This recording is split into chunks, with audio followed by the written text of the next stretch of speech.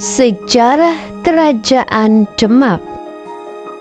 Kerajaan Demak adalah kerajaan Islam pertama di Pulau Jawa yang berdiri pada sekitar abad ke-15. Selain itu, Kerajaan Demak juga dikenal menjadi salah satu pusat persebaran agama Islam yang ada di Indonesia. Dalam hal penyebaran agama Islam, Kerajaan Demak dibantu oleh sosok Wali Songo. Letak Kerajaan Demak berada di Jawa Tengah, tepatnya di sebuah daerah yang bernama Bintoro. Sebelum menjadi sebuah kerajaan, wilayah Demak awalnya merupakan sebuah kadipaten yang menjadi bagian dari Kerajaan Majapahit. Kerajaan Demak didirikan oleh Raden Patah yang juga menjadi raja pertama di kerajaan tersebut.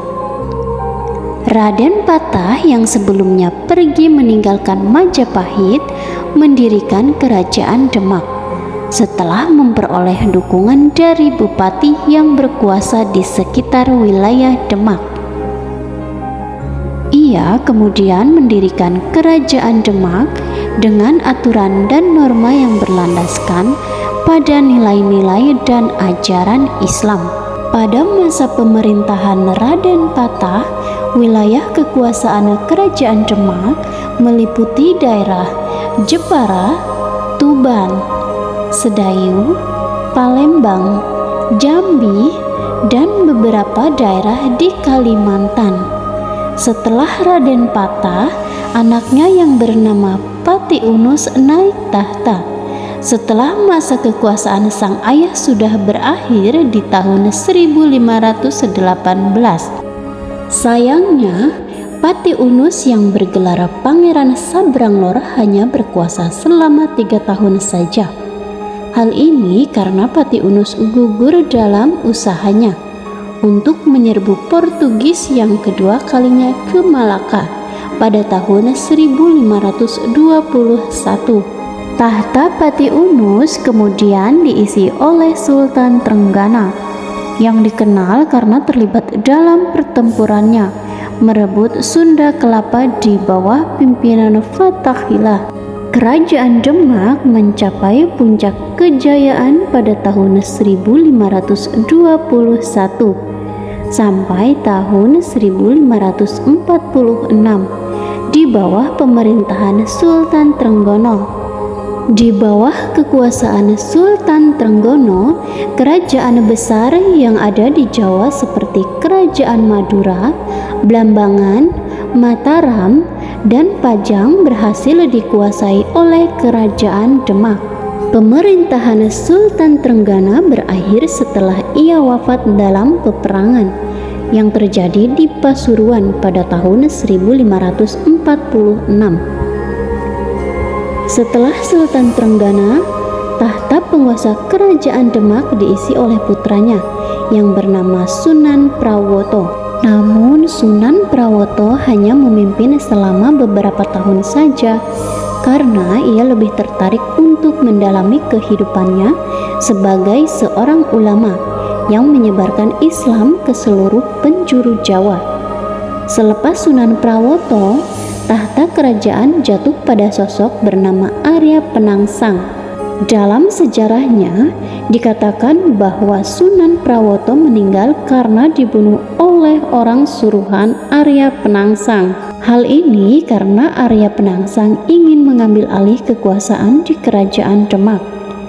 Arya Penangsang kemudian memindahkan pusat pemerintahan kerajaan ke Jipang. Berbagai konflik pun mulai muncul setelah tindakan itu dilakukan, terlebih setelah adanya pemindahan Kerajaan Demak ke Pajang pada tahun 1586 karena Sultan Hadiwijaya berhasil mengalahkan Arya Penangsang.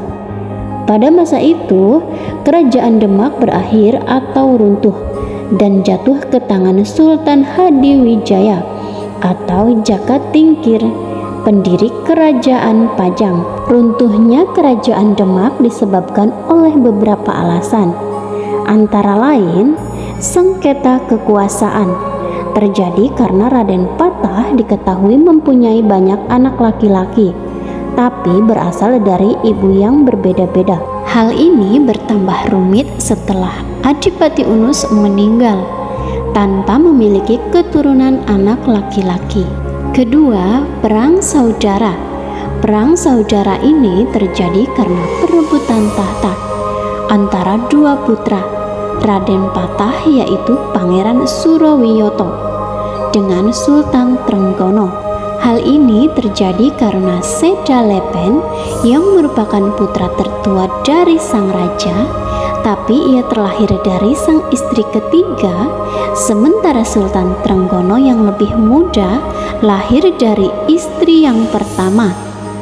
Sunan Prawoto yang merupakan Sultan Trenggono bahkan membunuh Seda Lepen karena kedudukannya tidak berjalan lancar dan ditentang keras. Sementara Arya Penangsang, yaitu putra dari Sekar Seda Lepen, membalaskan dendam ayahnya dengan membunuh Sunan Prawoto sekeluarga dan merebut posisi Raja Demak yang kelima.